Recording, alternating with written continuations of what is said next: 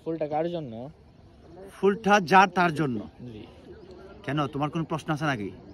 না বলতে আপনার বাপসাপ তো বালা বুঝতাছি না, মানে কিতা বুঝতাছো না? এটা কি ভাবি বাদে আর কেউর জন্য ফুলটা নিছেন না, নাকি? ফুলটা আমার না, ফুলটা একজন পাত্রের। একটু আসেন আপনারা দেখাই। ও সরি, আমি একটু বিবরণটা দিয়ে নেই। এই মুহূর্তে আমরা আছি হবিগঞ্জ জেলার সোনারঘাট উপজেলার দেউন্দি বাগানের পদ্মবিলে। তো এখানে একজন পাত্র আসছে। এই যে পাত্র একজন না, পাত্র দুইজন। এই যে আরেকজন লিটন দাও আছে, লিটন দাও আছে, এই যে লিটন দা আছে, লিটন দা, প্রেমিক পুরুষ লিটন দা।